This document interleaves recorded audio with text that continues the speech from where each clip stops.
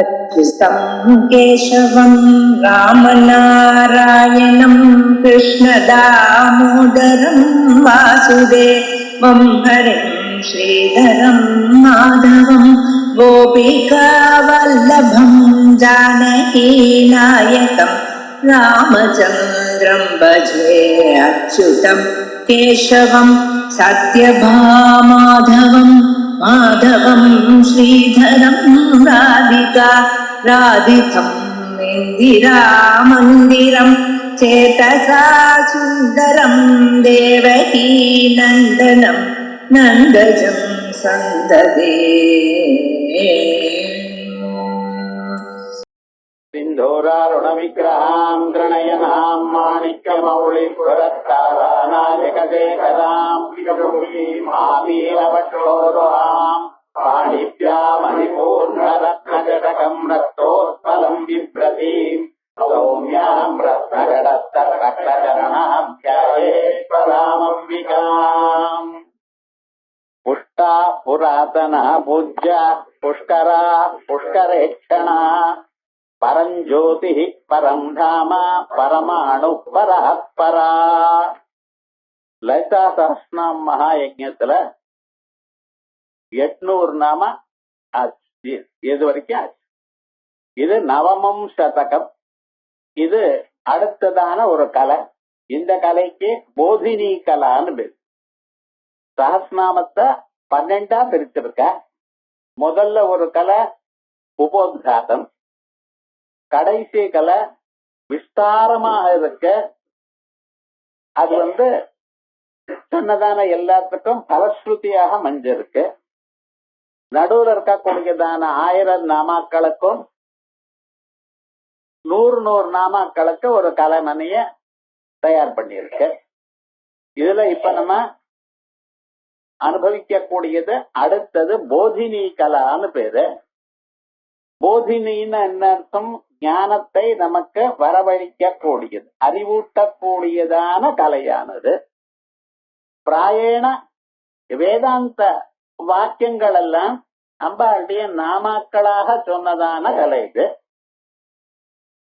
அதனால உபனிஷத் விஷயங்கள் நிறைய இந்த கலையில வரப்போறது. இப்ப அந்த நாமாக்களை சொல்லும் பொழுது விஷ்ணு ரசஜா ரசசேவதின்னு கொண்டு வந்து நிறுத்து. ரசம்னு சொன்னாலே பரமாத்மா தான். பிரம்ம ரசத்துக்குத்தான் ரசம்னு பேரு. ரசஜேவாயம் லப்யானந்தா பவதின்னு ஆனந்தோ பவதின்னு தைத்தரியோபனிஷத்துல சொல்லியிருக்க. அந்த ரசமானது மனுஷனுக்கு இல்லைன்னா யாரால வாழ முடியும்னு வேற சொல்லுது. கோச்சேவான்யாத் கப்ராண்யாத் எதேஷ ஆகாச ஆனந்தோ நஸ்யாத். இந்த பிரம்மமானந்த ஆனந்த வடிவமாக இல்லாத போனால் யார் மூச்சு காத்த உள்ள இழுக்க முடியும், வெளியில விட முடியும்? முடியாது. அதே மாதிரியே புலன்கள் எல்லாம் அதை அடக்கினேலையானால் அப்ப ஓரளவுக்கு வைராக்கியம் வருது. இருந்தாலும் உள்ளூர மனசுல அந்த ரசம் இருந்துட்டே இருக்கு. ரசம் பரந்திருஷ்டுவா நிவர்த்ததேங்கிறார் பகவத்கீதையில. அந்த பரமான தத்துவத்தை பார்த்த பிறகு அந்த ரசமானது விஷயங்கள்ல ஒரு அட்டாச்மெண்ட் போய்விடும். அப்படி இருக்கக்கூடியதான அந்த தத்துவத்துல ரசஜா ரசசேவதிங்கிற வரைக்கும் பார்க்கும். அடுத்ததாக இங்க நம்ம பார்க்க வேண்டியதாம புஷ்டா புராதனா புஜ்யா புஷ்கரா புஷ்கரேக்ஷணா. முதல்ல புஷ்டா. நம்ம தமிழ்ல புஷ்டியா இருக்கான் அப்படின்னு என்ன அர்த்தம்? எல்லாமும் சௌக்கியமா ஆனந்தமா இருக்கான். ஒரு விதமான வியாதி ஒண்ணும் இல்லாதவனா இருக்கான். அவளதான புஷ்டிங்கிற. அதே மாதிரியே அம்பாளுக்கும் 36 தத்துவங்களும் பரிபூர்ணமாக இருக்கு. அதனால்தான் அம்பாளுக்கு புஷ்டான்னு பேர். இந்த 36 தத்துவங்கள் என்ன?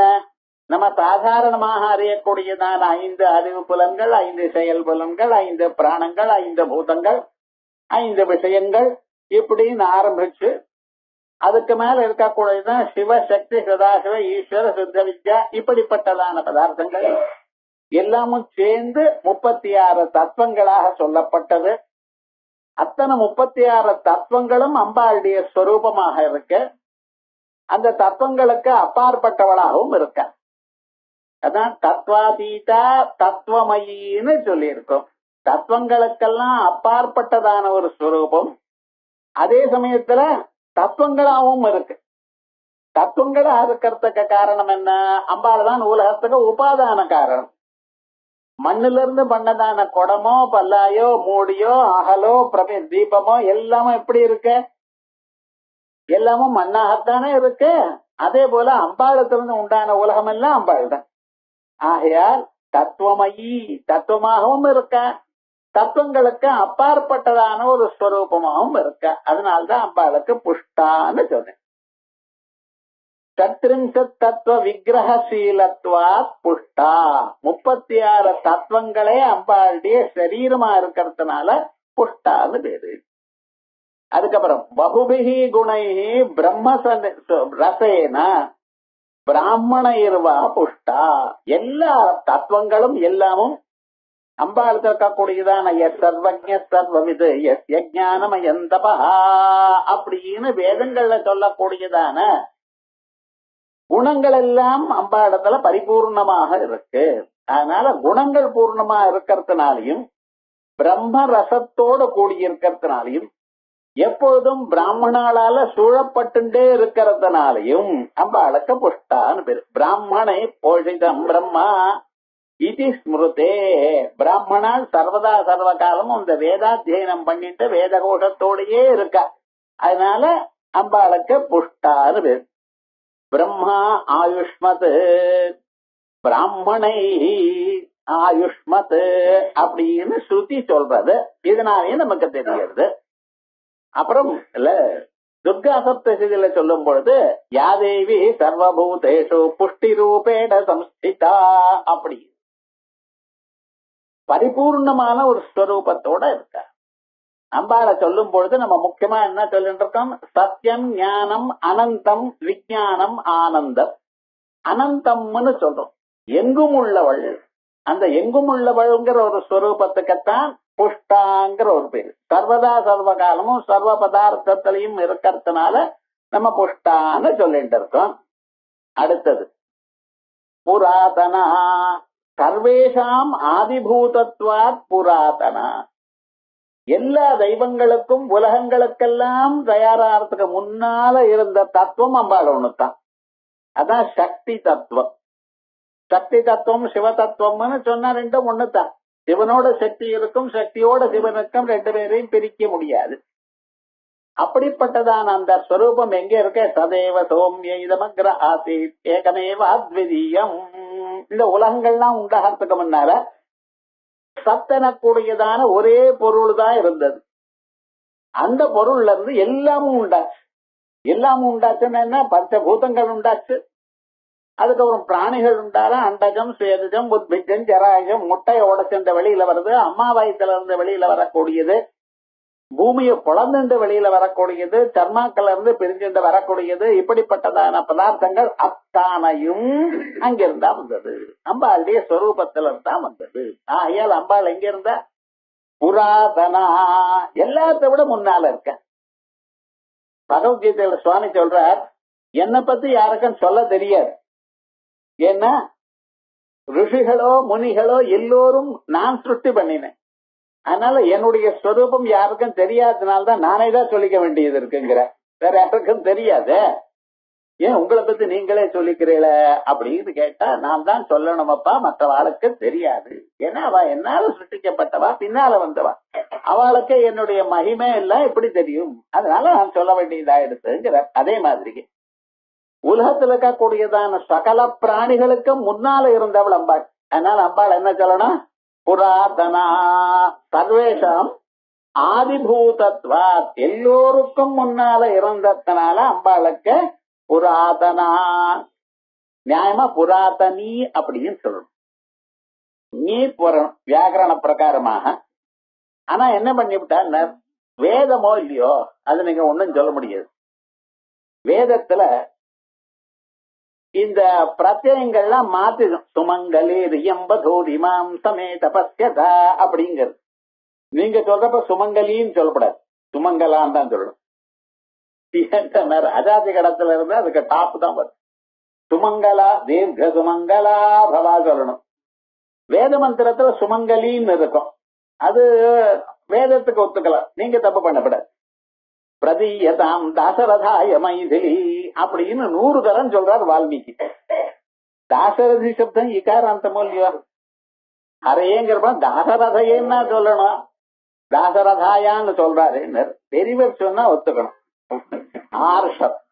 நம்ம அப்படி சொன்னா 0 மார்க் வரும், ஞாபகம் வச்சுக்கணும். அதனால நீபபாவகா சாந்ததா வேதம் அது, அதனால நீப் வரல. இந்த இடத்துல புராதனான்னு இருக்க, நீங்க சொல்றப்ப புராதனிங்கணும்.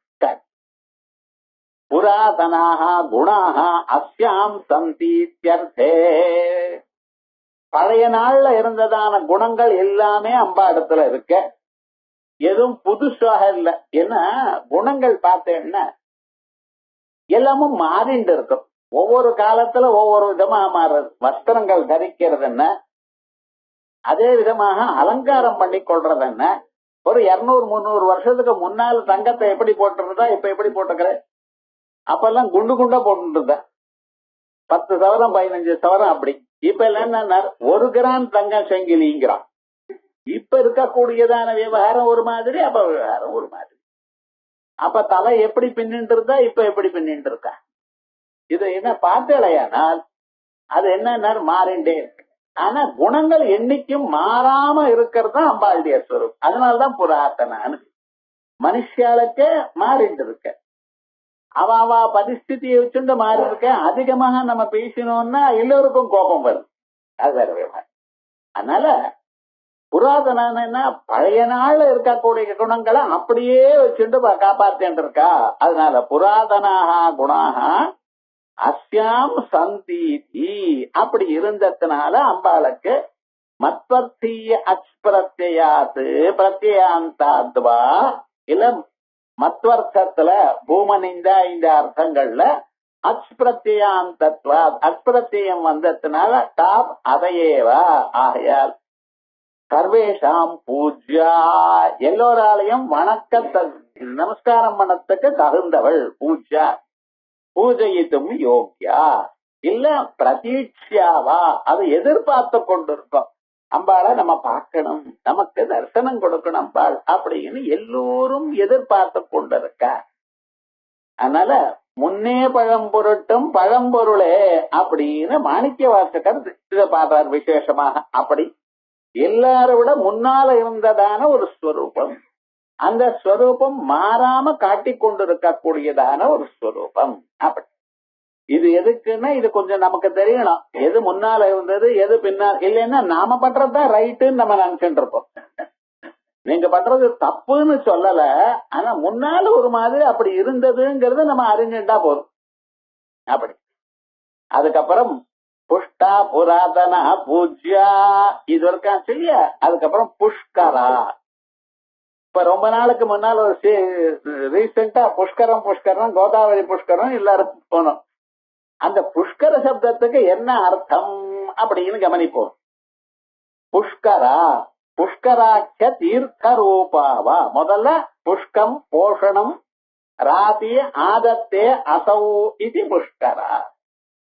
புஷ்கம்னு சொன்னா போஷணம், எல்லாரையும் காப்பாத்துறது, எல்லோருக்கும் சக்தியை கொடுக்கறது, அது எல்லாருக்கும் கொடுக்கற. அதனால புஷ்கரா. அம்பாளை யாரார் தியானம் பண்றாளோ, அம்பாளுடைய நாமாக்களை யார் சொல்றாளோ அவளுக்கு புஷ்கலமாக எல்லாத்தையும் கொடுப்பாளாம். எது வஸ்திரமோ தானியமோ ஆகாரத்துக்கோ ஆடைகளோ அல்லது தங்கமோ எல்லாத்தையும் அவளுக்கு சந்தோஷமாக வரும்படி எவ்வளவு வேணுமோ அவளுக்கு கொடுப்பா. கொடுக்கறதே தெரியாம கொடுப்பா. அது வேற. ஒரே தரம் கொடுத்துட்டா எல்லாருக்கும் தெரியுமோ இல்ல, அப்படி இல்ல. கொஞ்சம் கொஞ்சமாக அவளுக்கு உங்க மனசுல நீங்க எதை நினைச்சுட்டு இருக்கீங்களோ அத்தனையும் கொடுப்பா. அதனாலதான் விசேஷம். புஷ்கம் போஷணம் ராதி ஆதத்தே அசவு புஷ்கரா. அதனால புஷ்கராங்கிற ஒரு நாம ரொம்ப விசேஷம். புஷ்கராட்ச தீர்த்த ரூபாவா இல்ல புஷ்கரம்ங்கிற ஒரு தீர்த்தம் அந்த ரூபமா இருக்க. ரலயோ ரபேதாத் வியாப்யா இதுவா சம்ஸ்கிருதத்துல ரா லா இந்த ரெண்டும் மாத்தலாம். புஷ்கரான்னு புஷ்கலான்னு அர்த்தம். புஷ்கலமாக இருக்கும், அவ மனசு நிறைஞ்சு இருக்கும். அம்பாளுடைய உபாசனை பண்றவாளுக்கு மனசு எப்பொழுதும் நிறைஞ்சு இருக்கும். ஏன் இது வேணும் அது வேணும்ங்கிற ஆசை இல்லை, ஆசை இல்லாமலே போரும்னு. அது வேணும்னு சேர்த்து வச்சுக்க வேண்டாம். நீங்க மனசுல போருங்கிற ஒரு கண்டென்ட்மெண்ட் வந்துருதுன்னா அதுவே ரொம்ப விசேஷம். அதோட இல்லாமல் அவ நினைச்சதான பதார்த்தங்கள்னா அவளுக்கு கொடுக்கறா. ஆகையால் அம்பாளுக்கு என்ன பேரு?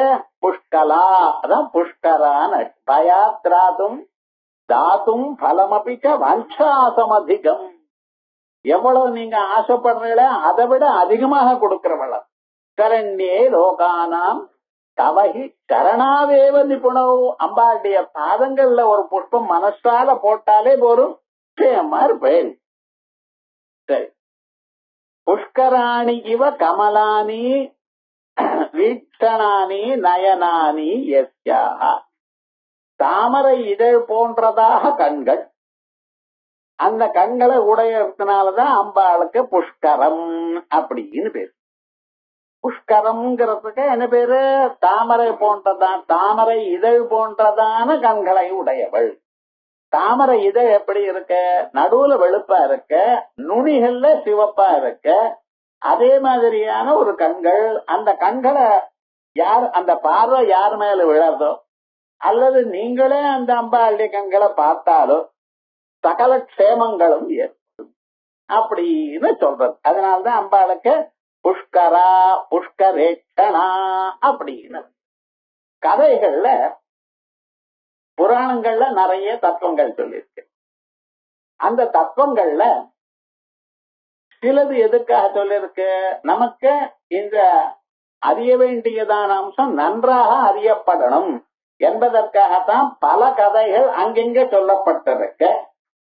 முக்கியமாக இந்த ஹரிஹர புத்திரர்னு கேட்கும்.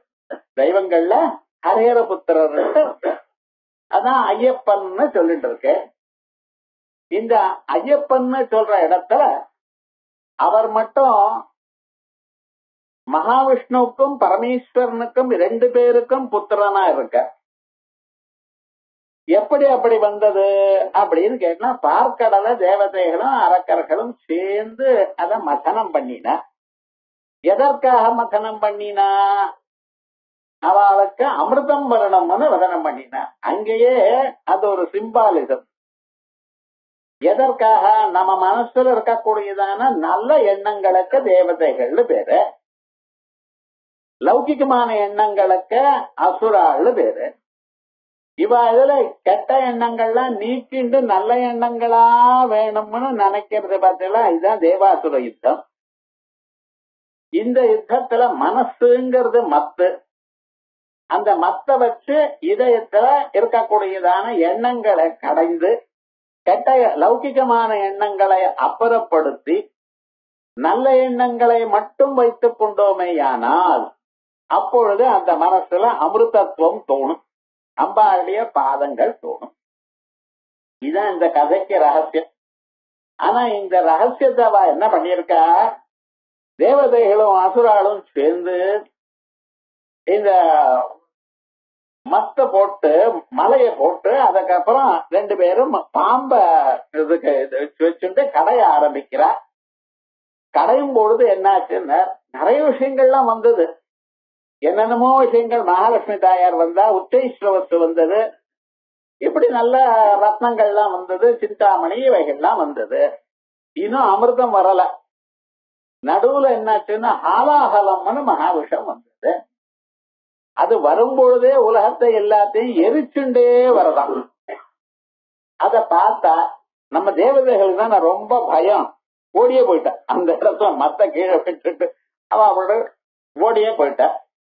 ஓடி போன சந்தர்ப்பத்துல அரக்கால் மட்டும் ஒரு மூலையில நின்று இருக்கா. அப்ப பரமேஸ்வரன் பார்த்தார், உலகத்தையே எரிக்க வந்துட்டு இருக்க இது அப்படின்னு வச்சுட்டு அத கையால வாங்கிட்டு தானே அப்படியே சாப்பிட்டான். அம்பாள் பக்கத்துல என்ன பண்ணினா, அவருடைய கழுத்தை தொட்டாளாம். தொட்டதுமே என்னாச்சுன்னா அந்த விஷமானது அமிர்தமா மாறிட்டான். விஷமப்பியமிருதம் பவேத் அமிர்தம் வா விஷமீஸ்வரேச்சையா. அம்பாள் இது விஷமானாலும் அது அமிர்தமாகலாம், அமிர்தமாக இருந்தாலும் விஷமாகலாம், சவேத்து இருந்தா போல அப்படின்னு அம்பாட்டிய வைபவம். அது என்ன ஆயிடுத்து, அந்த விஷமானது எரிச்சுண்டே உள்ள போனது அந்த கழுத்து கிட்ட வந்ததுமே அம்பாள் தொட்டு விட்டா. அதனால கழுத்து மட்டும் கர்ப்பாச்சு. அதனாலதான் நீலகண்டன் அவருக்கு பேரு வந்தது இருக்கட்டும். அந்த சந்தர்ப்பத்துல விஷத்தை குடிச்ச பிறகு சில தேவதைகள் ஓடி போயிட்டார். இவர் விஷத்தை சாப்பிட்டார். இனிமேல ஒரு விதமான தொந்தரவும் இல்லேங்கிறத கண்டுபிடிச்சுட்டார் அவர். அப்ப தொந்தரவு ஒண்ணும் இல்லை, தேவதைகளை காரியம் நடக்கும்னு சொன்னா நம்ம ஏன் இங்க இருக்கலாம் அப்படின்னு நினைச்சுட்டு அவர் சிவலோகத்துக்கு போயிட்டார். கொஞ்ச நேரம் ஆனதுமே கிடைச்சதுமே அமிர்தம் வந்தது. அமிர்தம் வந்ததுமே ராட்சசால முன்னாலேயே நம்பர் ஜாஸ்தி இல்லையாவா, நமக்கு நல்ல எண்ணங்கள் எவ்வளவு நேரம் இருக்கு, ஏதோ கிளாஸ் கேட்கிற பரியத்த, அதுக்கெல்லாம் அடுத்த நாள் கிளாஸ் தான் நல்ல எண்ணம் வரும். அது வரைக்கும் என்னடா டிவி இருக்கா, யார் இருக்கா, வார்த்தோட பேசுறது, வாழ பேசுறது, என்ன சமைக்கிறது, லௌகிகமா. அது கெட்டதுன்னு சொல்ல மாட்டோம், தெய்வதா சம்பந்தம் இல்லாதான எண்ணங்கள். பேப்பர் பாக்குறோம், அது பாக்குறோம், எல்லாம் இருக்கு. ஆகையால் எது ஜாஸ்தியா இருக்கு ஒரு நாள்லன்னு பார்த்தேன்னா அதுதான் ஜாஸ்தியா இருக்கு. அதனால என்ன பண்ணா, அவ எல்லோரும் சேர்ந்து இந்த அமிர்தத்தை புடிங்கிட்டு போயிட்டா. தேவதைகள் பாக்குற, அடாடா நம்ம இவ்வளவு கஷ்டப்பட்ட பண்ணமே, இவாளோட சேர்ந்து பண்ணினோமே, நமக்கு ஒண்ணும் கிடைக்காம போயிடுது அப்படிங்கிற அபிப்பிராயத்துல மனசுக்கு ரொம்ப வருத்தத்தை அடைஞ்சார். அப்ப அங்க இருக்க மகாவிஷ்ணுவை பிரார்த்திக்கும் பொழுது மகாவிஷ்ணு என்ன பண்ணினார், அழகான மோகினிங்கிற ஒரு ரூபத்தை அவர் எடுத்துட்டார். அந்த ரூபத்தை பார்த்ததுமே அத்தனை பேரும் தேவதலா இருக்கட்டும் ராட்சசாலா இருக்கட்டும் எல்லாம் வந்து யாரு என்ன எதுன்னு விசாரிக்க தொடங்கினா. அப்ப அந்தம்மா சொன்ன, ஒண்ணும் இல்ல, நீங்க வரிசையா உட்காருங்க, நான் எல்லோருக்கும் பரிமாறுறேன் அப்படின்னு. எல்லாரும் அந்த அமிர்த பாத்திரத்தை கொடுத்து விட்டா. கொடுத்த பிறகு என்ன ஆச்சுன்னா, வரிசையா உட்காருங்கன்னு சேர்ந்து சேர்ந்து உட்கார வேண்டியதானே. ஆனா என்ன, அரக்காலெல்லாம் ஒரு பக்கத்துல உட்கார்ந்தா இவெல்லாம் ஒரு பக்கத்துல, இனங்கள்லாம் ஒன்னா சேரும் அவ்வளவு. அப்ப நம்ம இந்த அம்மா என்ன சொன்னா, அவளுக்கு ஒவ்வொரு டிராப் கொடுத்துட்டு உங்களுக்கே கொடுத்துடுற மீதி எல்லாம் உங்க ஊருக்கு போய் நீங்க யதேஷ்டமாக ஆகாரம் இதை சாப்பிடுங்கோ அப்படிங்கிற. அரக்காலுக்கு இது ரொம்ப நன்னா போச்சு. அவளுக்கு ஒவ்வொரு டிராப் தானே கொடுக்க போறா, பரவாயில்ல அப்படின்னு நினைச்சிட்டு விட்டுண்டா. வரிசையா என்னாச்சுன்னு ஒவ்வொரு டிராப்பா தான் போட்டுன்றதா தேவதைகளுக்கு. ஆனா என்ன ஆச்சுன்னு, எல்லாம் போட்ட பிறகு அங்க ஒண்ணுமே இல்ல. அவெல்லாம் பார்த்தா சண்டை வந்தது. ஆனா தேவதைகள் அமிர்தத்தை குடிச்சதுனால அந்த அமிர்தமானது அவளுக்கு உயிரை கொடுத்தது. உயிர் போகல, இனிமேல ஜெயிச்சு விட்டா. எப்படியாச்சா இந்த கதையில ஆனப்புறம் கொஞ்ச நாள் ஆனப்புறம் தேவலோகத்துல ஒரு புரளி வந்து அழகான ஒரு பெண்மணி வந்தா. அந்த அழகு இன்னது அன்னதுன்னு சொல்ல முடியல. உலகத்துல இருக்கிற எல்லோரும் இதை பார்க்க வேண்டியதுதான். அப்படிப்பட்டதான கண்கொள்ளா காட்சி அப்படின்னு எல்லோரும் ஸ்தோத்திரம் பண்ணிட்டு இருக்காங்க. முதல்லயே அங்க இருக்கிற மகாவிஷ்ணு. மகாவிஷ்ணு எப்பொழுதுமே பும்சாம் மோகன ரூபாய புண்ணிய ஸ்லோகாய மங்களம் அப்படின்னு அழகுக்கு போனவர் அவர். அவரே டிரெஸ் பண்ணிட்டார். சாதாரணமாகவே அழகா இருக்கிறவர் அவரே தான் பார்க்கறதுக்கு அழகா இருக்கணும் என்பதற்காக பெண் வேஷத்தை போட்டு அழகு படித்துட்டு வந்திருக்க. அதை யாராலையும் அந்த தாங்க முடியல. இது ஊர்ல இருக்கிறவா எல்லோரும் சொல்லிட்டு இருக்க. மகா பரமேஸ்வரன் பார்த்தாராம். அது வரைக்கும் நான் விஷத்தை சாப்பிட வரைக்கும் அங்கே இருந்தேன். என்னமோ லக் இல்ல, நம்ம பாட்டுக்கு வந்துட்டோம். ஊர்ல இருக்கிறவாள்ல இது வரைக்கும் பரமேஸ்வரன் பண்ணினதான ஆலாகல லீலை எல்லோரும் ஸ்தோத்திரம் பண்ணினார். இப்ப அதை விட்டு மோகினியினுடைய அழகதான் ஸ்தோத்திரம் பண்ணிட்டு இருக்க அப்படின்னு நினைச்சுட்டு அவரும் சாதாரணமாக இன்னொருத்தர ஸ்தோத்திரம் பண்ணினா ஒருத்தருக்கு ஒரு மனசுல ஒரு மாதிரி தானே இருக்கும். என்னடா பண்ணினா சரி நினைச்சுட்டு இவர் மகாவிஷ்ணுவிட்ட போகணும், வைகுண்டத்துக்கு போகணும், அந்த வேஷத்தை எனக்காக இன்னொரு தரம் போட்டுங்கோ அப்படின்னு சொல்லணும்னு நினைச்சார். நன்னதான் இருக்கு. ஆனா என்னதான் இருந்தாலும் இன்னொரு பெண்மணிய பாக்கணுங்கிறக்க அங்க இருக்கிற இன்னொருத்தர் ஸ்திரீ அங்க இருக்கப்படாது. அதனால அங்க போய் உட்கார்ந்துட்டே இருக்க. பார்வதி வரல, நீ வர வேண்டான்ட்டு அங்கே போனதுமே மகாலட்சுமி தாயார் அங்கேயே இருந்துட்டு இருக்கா. இவர் பாட்டுக்கு நான் பார்க்காத போறது இல்லைன்ட்டு மகாவிஷ்ணுவுக்கு ஏதோ சந்தேகம் வந்துருச்சு. என்னப்பா இங்கே உட்கார்ந்துட்டு இருக்காரு, வந்தா 2 நிமிஷம் பேசிட்டு போக வேண்டியது தானே, கிடையாது. அதுக்கப்புறம் கொஞ்ச நேரம் ஆனப்புறம் மகாலட்சுமி தாயா அந்த பக்கம் போனா எதுக்கோ அப்ப கேட்டார், அந்த மோகினி ரூபம் ஒண்ணு போட்டிடலாமே, அத மறுபடியும் போட்டோம் நான் பாக்கணும். அவர் பார்த்தார், ஏனப்பா இந்த வம்பெல்லாம், ஏதோ இப்ப காரியமாகணும் அதுக்காக 50 காரியங்கள் நான் பண்ணிட்டு இருக்கேன், மறுபடியும் அதே ரூபம் போயணும்னு கேட்கிறதே நல்லா இல்லையேன்னு கேட்டார். இவர் கேட்கல, இருந்தாலும் நான் பார்த்து, ஏன்னா உலகத்துல என்ன தவிர எல்லோரும் பார்த்திருக்காங்க, அத்தனை தேவதை 33 கோடி தேவதைகள் பார்த்திருக்கா, அரக்கள் பார்த்திருக்கா, எல்லோரும் ஸ்தோத்திரம் பண்றக்க, யாராவது ஒத்தனாவதும் ஒரு வழியாக சொல்ல மாட்டேங்க, எல்லோரும் ரொம்ப நல்லது சூப்பர்லேட்டிவ்ங்கிற, இது மாதிரி ரூபம் யாருக்கும் வராதுங்கிற. கடைசியில என்னால பார்க்கவே முடியலையே, பார்க்கணும். ஏதோ சொல்லி பார்த்தார் மகாவிஷ்ணு. இவருக்கு அந்த ஆசை குறையல, சரி அனுபவிக்கணும்னு விட்டார். என்ன பண்ணினார், உமக்காக ரூபத்தை நான் எடுத்துக்கிறேன், இந்த இடத்துக்கு வாங்குவோம்னு சொன்னார். கரெக்டா அந்த சமயத்து சரின்னு அந்த சமயத்துக்கு போறார். போனாங்க, யாருமே இல்ல. ஒரு 5 நிமிஷம் அனுப்புறேன், இங்க எங்க எப்பவுமே பாருங்க, எது கிடைச்சிருக்குன்னு பரவாயில்ல, கிடைக்காம தேடி அப்புறம் கிடைக்கிறது பார்த்தீங்களா, அதுலதான் ஒரு ருச்சி சுவாரஸ்யம் ஜாஸ்தி. இப்படி கொஞ்ச நேரம் அந்த சமயத்துக்கு வரல. அவர் கொஞ்ச நேரம் தேடினார், இங்க இருக்காரா அங்க இருக்காரான்னு தேடினார். அதுக்கப்புறம் ஒரு 10-15 நிமிஷம் ஆனப்புறம் அங்க ஒரு சித்திரமான ஒரு ரூபம், அழகான பெண்மணிய பார்த்தார். பார்த்ததுமே இவருக்கு அந்த அம்மாவை கல்யாணம் பண்ணிக்கணும்னு ஒரு ஆசை வந்து, அது வேஷம் தான் சுவாமி, உள்ள இருக்கிறது மகாவிஷ்ணு, இருந்தாலும் அதை கல்யாணம் பண்ணிக்கணும்னு ஆசை வந்தது. ஆசை வந்து கிட்ட வந்த, அவளுக்கு பிறந்த பையன் தான் ஐயப்பன்கிறது, ஹரிஹர புத்திரன். ஹரிஹர புத்திரன் மகாவிஷ்ணுவுக்கும் இந்த பரமேஸ்வரனுக்கும் ஏற்பட்டதான புத்திரரத்னம், 2 பேருடைய சக்தியும் சேர்ந்ததான புத்திரரத்னம். அப்படி ஆச்சு. அதை பத்தி விஷயங்கள்லாம் சொல்லியாச்சு. அதுக்கப்புறம் அவருக்கு கல்யாணம் பண்ணணும். எப்படி சுப்பிரமணிய சுவாமிக்கு இது விசேஷமா ஸ்காந்த புராணத்துல சொல்லியிருக்கோ, வள்ளின்னு தேவயானின்னு, மகாகணபதிக்கு சித்தி புத்தின்னு, அதே போல இவாளுக்கும் ஒரு ஞான சக்தி ஒரு கிரியா சக்தி வேணும். அதுக்காக கல்யாணம் பண்ணோம்னா அவருக்கு அவர் பூர்ண புருஷன். ஏன்னா லோகத்துல மகாவிஷ்ணு பரமேஸ்வரன் 2 பேரை சொல்றேன். அந்த பிரம்மதேவரான சுட்டிக்காக வந்தவர், மீதி காரியங்கள்லாம் பண்றவா இவ 2 பேர் தான். அவ 2 பேரும் சேர்ந்தா பரிபூர்ணமாயிடும். ஆகையால் பரிபூர்ணமான சக்தி அவர் இடத்துல இருக்குங்கிறதுக்காகத்தான் பூர்ணாங்கிற ஒரு அம்பாளை கல்யாணம் பண்ணி கொடுத்தாளா. நிறைய என்கிட்ட காசு இருக்கலாம் சார், 4 பேர் கொடுக்கணும் இல்லையா, அந்த சக்தி இருக்கணும். இன்னொருத்தரை பூர்ணமாக ஆகக்கூடியதான சக்தியும் அவர் இடத்துல இருக்குன்னு காட்டினாரா. அதனால்தான் அந்த அம்மா அவருக்கு என்ன பேரு, புஷ்கலான்னு பேரு.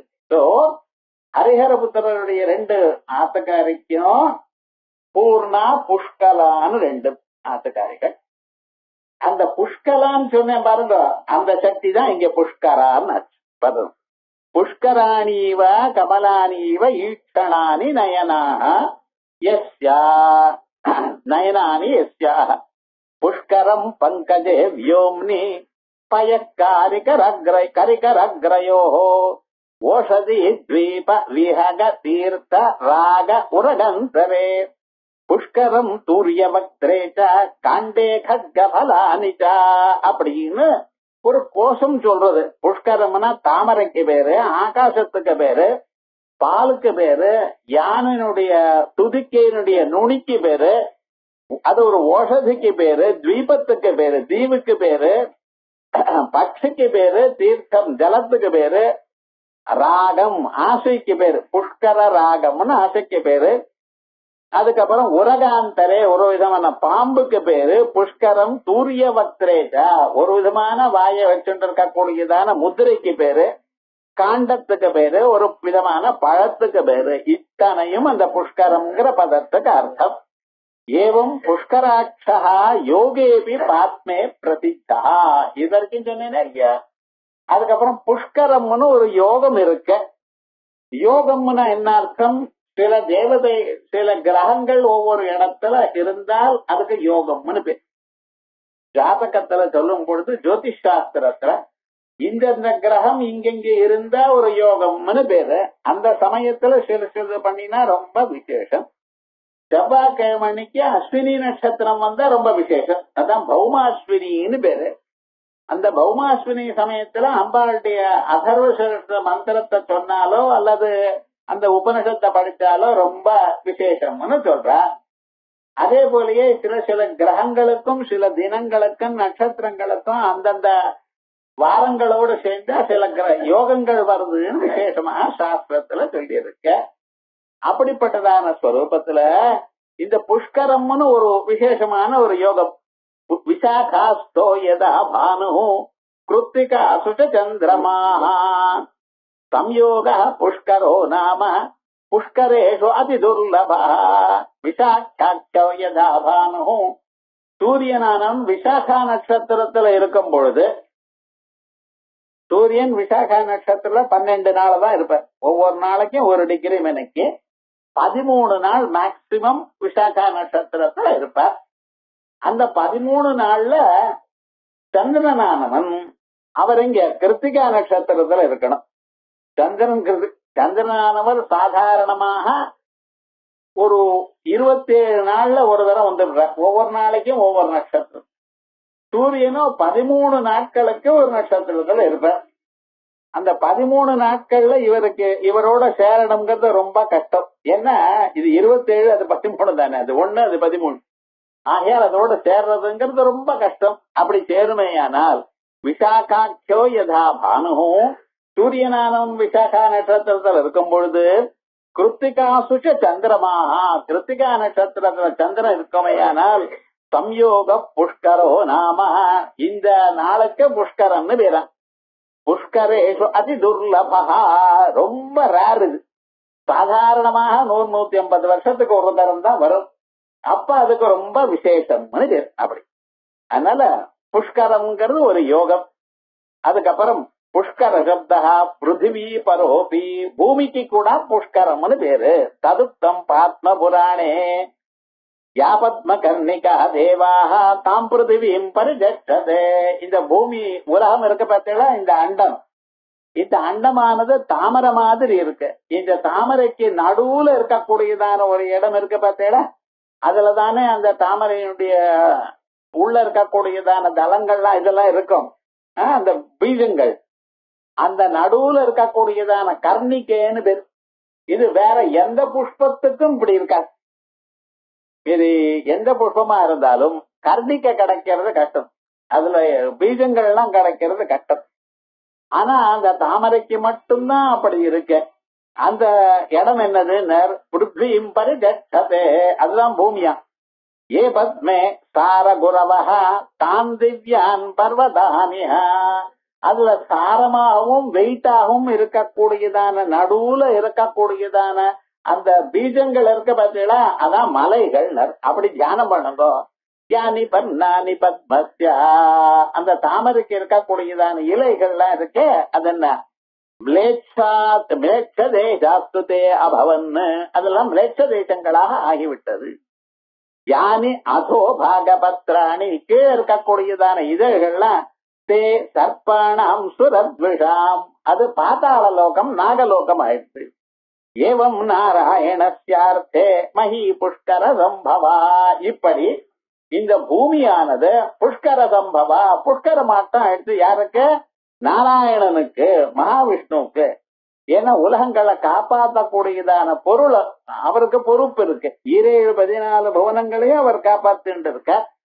அதனால ஸ்திதி காலத்துல இருக்கக்கூடியதான தெய்வ விசேஷம். அதனால பிராதுர்பாவோத்ரயா தஸ்மாத் இப்படி தோணி இருக்கிறதுனால நாம்னா புஷ்கர சம்ஹிதா, இதுக்கெல்லாமே புஷ்கரம்னு பேரு. இப்படி இருக்கிறதா இப்ப குருவானவர் எந்த ராசியில வராரோ அப்புறம் புஷ்கரம்ங்க. குருவானவர் ஒவ்வொரு ராசியில போனா ஒவ்வொரு நதிக்கு புஷ்கரம்னு சொல்றா பாத்தீங்களா.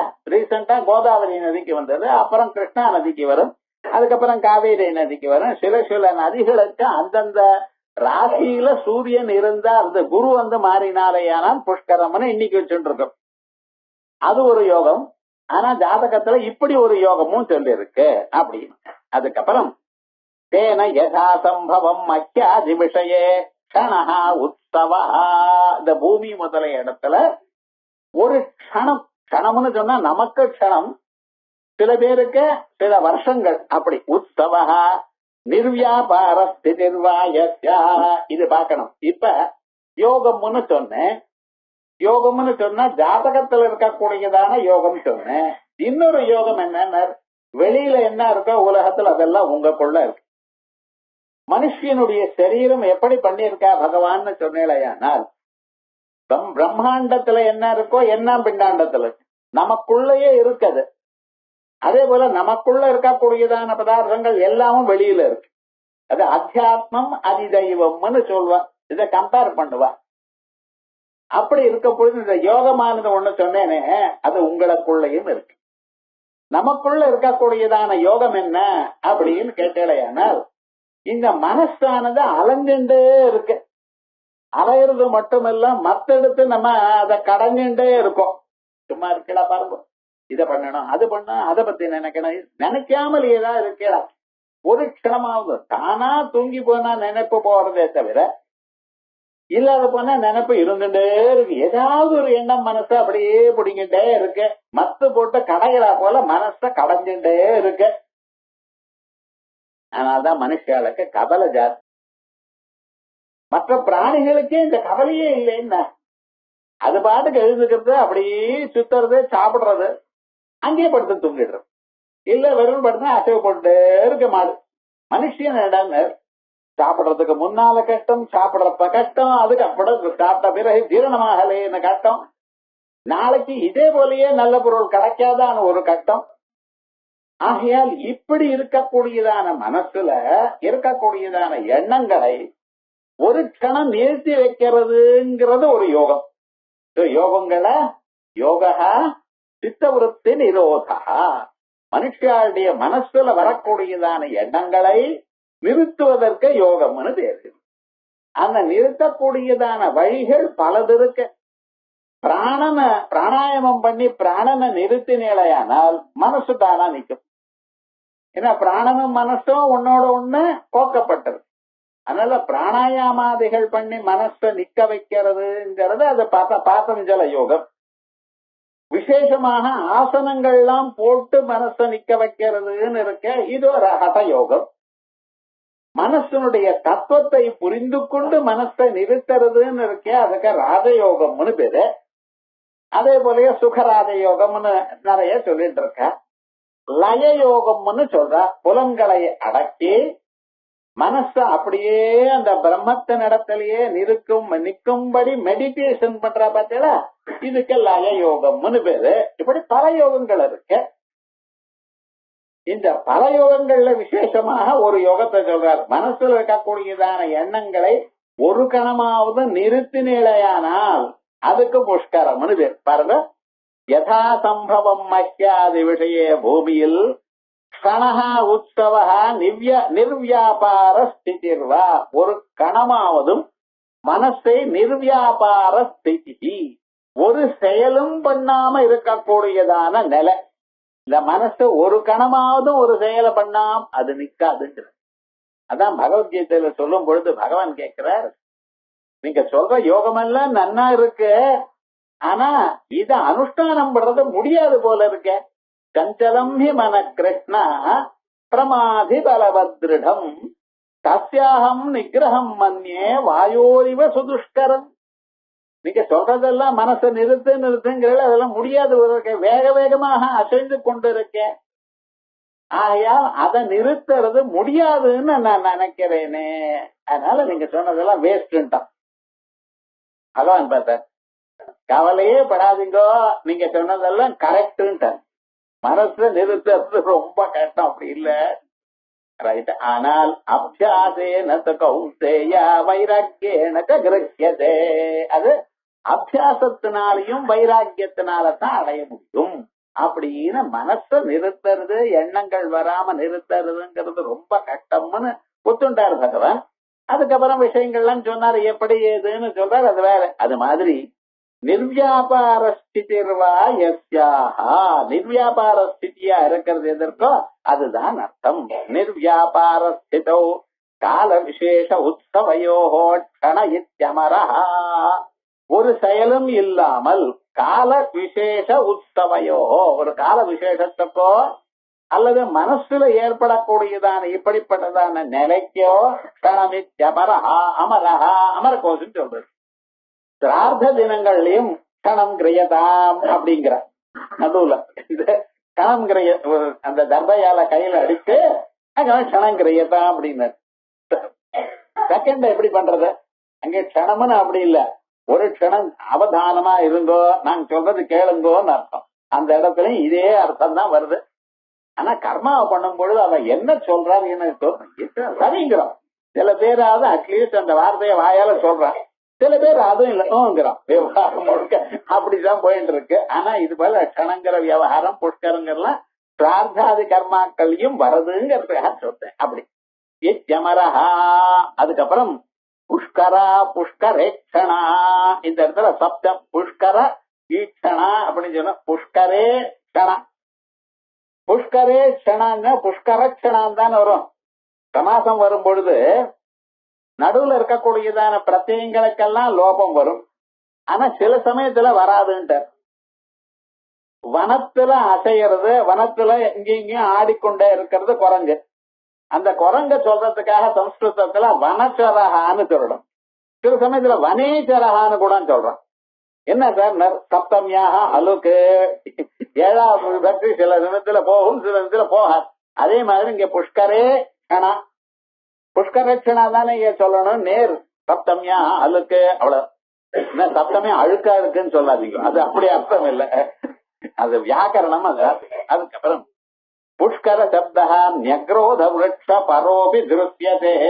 இந்த புஷ்கர சப்தம் இருக்க ஆலமரத்துக்கு புஷ்கரம்னு பேர். எங்கெங்கே தேடி இருக்கிறார் பாருங்க. ஆலமரத்துக்கு புஷ்கரம்னு பேரு. ன்யக்ரோத விருட்ச பரோபி திருஷ்யதே. புஷ்கர த்வீப பதஸ்ய தத்வத்வேன மத்ய புராணே நிர்வச்சன தர்சனாத்.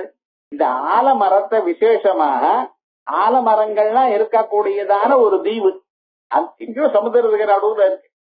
அங்க என்ன வெறும் ஆலமரங்கள் தான் இருக்கு, வேற ஒரு மரமும் இல்ல. அப்படிப்பட்டதான தீவுல தத்வத்வேன மத்ய புராண நிர்வச்சன தர்சனாத். இத மத்ய புராணத்துல இதை படிச்சுக்கிறேன். ன்யக்ரோத புஷ்கர த்வீபே புஷ்கரஸ்தேன சஸ்மிருதா. ஆலமரங்கள் மட்டும் இருக்கக்கூடியதான ஒரு தீபம் இருக்கு, அதுதான் விசேஷமாக அப்படி சொல்லி இருக்கு. அத மத்திய புராணத்துல மட்டும் இல்ல, மற்ற புராணங்கள்லயும் இருக்கு. விஷ்ணு புராணத்துல ன்யக்ரோத புஷ்கர த்வீபே பிரம்மணஸ்தான உத்தமம் அப்படின்னு. ன்யக்ரோதம்னா ஆலமரம், அது இருக்கிற தீபம் புஷ்கர தீபம். அங்க பிரம்மாவுக்கு அங்க இடம் இருக்கான், பிரம்மதேவர் அங்க இருக்காராம் அப்படின்னு. பிரஜாபதேக புஷ்பவர்ணே சமபவது அப்படின்னு நிருசிம்ம தாபினி உபனிஷத்து சொல்றது. இது ஸ்ருதின்னு தான் போட்டிருக்க. ஸ்ருதின்னு பார்த்தா 4 வேதங்கள்ல அத்தனைகள்ல எங்க போறேன் என்னைக்கோ கிடைச்சது பகவத் அனுகிரகத்தினால. ஒரு காலத்துல நிருசிம்ம தாபினி உபனிஷத்து சொல்லணும்னு சொன்னா அப்ப அது சுணமா பார்க்க வேண்டியதான சந்தர்ப்பம் வந்தது. இது படிக்கிறப்ப ஓஹோ அங்க இருக்கேன்னு பார்த்து எடுத்து. அதனால பிரஜாபதேக புஷ்கர வர்ணே சமபவது இது ஸ்ருதிரபி சொல்றது. ன்யக்ரோத பர்ண சாயித்வா விஷ்ணு ரத்ர லட்சணையா கிரஹ்யதே.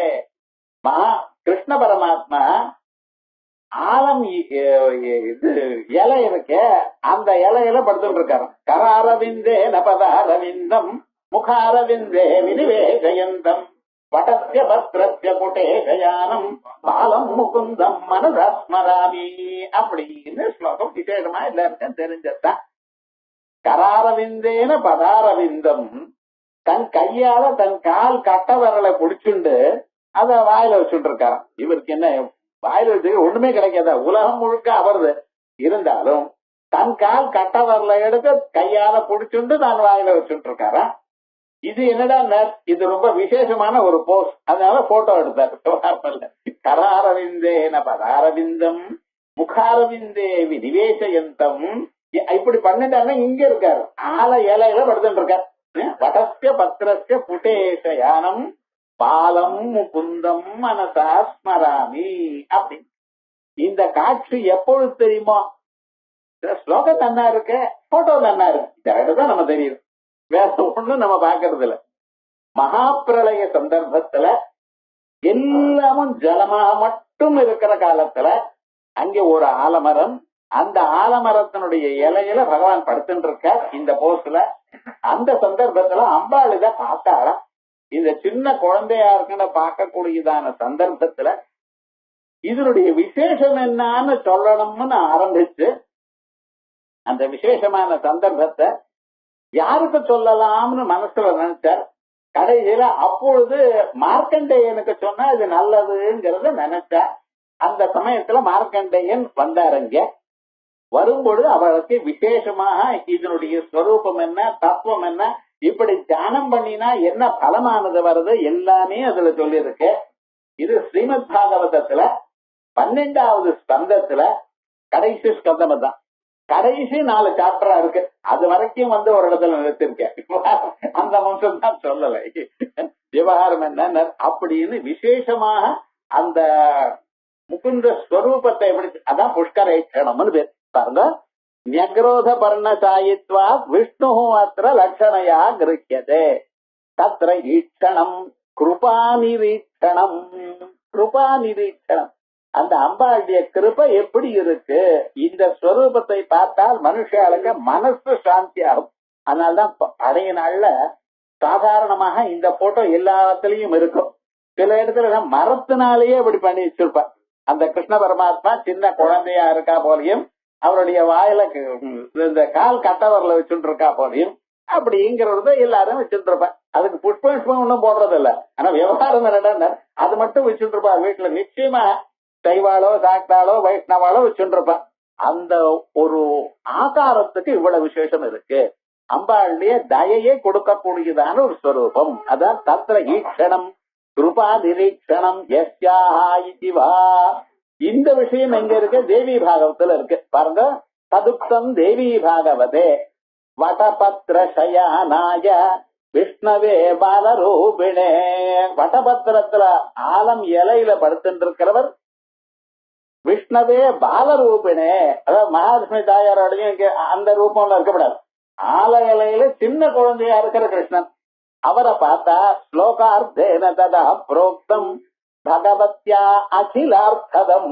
பகவதியினுடைய அகில ஸ்வரூபமும் இதுல இருக்கு. அம்பாளுடைய 1000 நாமாக்கள் சொல்லக்கூடியதான ஸ்வரூபம் எல்லாம் இந்த ஒரு போட்டோல இருக்கு. விவகாரம் முழுக்க தேவி பாகவத்துல ஸ்லோகார்த்தேன ததா புரோக்தம் பகவத்யா அகிலார்த்ததம் அப்படின்னு விசேஷமாக அது தேவி பாகவத்துல விஷயங்கள்லாம் சொல்லியிருக்கு. நமக்கு அது தேவையில்லையே, அது அங்கே சொல்லியிருக்கு. அது பாக்குறப்ப பார்ப்போம். இப்ப விவகாரம் என்ன, இப்படி வடபத்திர சாயியா இருக்கக்கூடியதான பகவான் அம்பாளுடைய ஸ்வரூபம் அப்படின்னு ஸ்ரீகிருஷ்ணனும் கிருஷ்ண பரமாத்மாவும் அம்பாளும் பும்ரூபமா இருந்தா கிருஷ்ண பரமாத்மாகவும், ஸ்திரீ ரூபமா இருந்தா அம்பாளாகவும் தியானம் பண்ணணும். ஒரே ஸ்வரூபம் தான் ரெண்டுங்கிறது இங்க சொல்லியிருக்க. சரி, அம்ப ஸ்வீட்சணம் யஸ்யாஹா இதிவா. இல்ல அம்பாள் எப்பொழுதும் ஜலத்துல பார்த்துட்டு இருக்கலாம். ஜலம்ங்கிறது ரொம்ப விசேஷம். ஸ்ரத்தாவா ஆபஹா. நம்ம சந்தியாவந்தனம் பண்றதோ அல்லது ஜபம் பண்ணும் பொழுதோ பக்கத்தில் தீர்த்த பாத்திரம் வச்சுண்டு பண்ணணும்.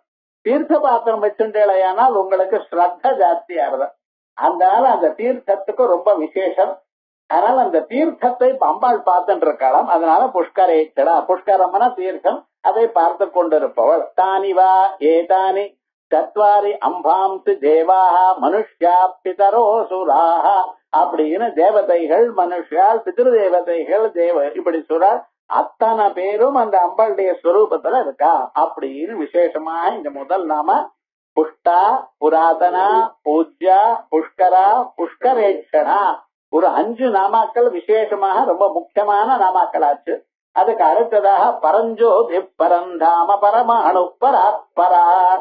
போன வாரத்துல பராபரான்னு சொன்ன, இந்த இடத்துல பராத்து பரான்னு இருக்கு. ரெண்டு கொஞ்சம் விசேஷம். ஆனா அங்க இருக்கிற அர்த்தங்களும் இதுல பொருந்தும். ஆனா இதுல அதை விட வேற விசேஷமான அர்த்தங்கள் சொல்லியிருக்கார். அதுக்கப்புறம் பரஞ்சோதி பரந்தாம. இந்த பரஞ்சோதினா தத்தேவா ஜோதிஷாம் ஜோதிகி ஆயுர்ஹோபாசதே அமிர்தம் அப்படின்னு நம்ம சரீரத்துக்குள்ள இருக்கக்கூடியதான ஸ்வயஞ்சோதிர் பிராமணம்னு ஒரு பிராமணம் பிரதாரண்யத்துல அத முழுக்க அதுல இருக்கிற தத்துவம், அந்த ஜோதி ஸ்வரூபம், அது என்னமா இருக்கா, அம்பாளுக்கும் இதுக்கும் என்ன சம்பந்தம் அப்படிங்கிறது விசேஷமா இந்த நாமாவில சொல்ல போற.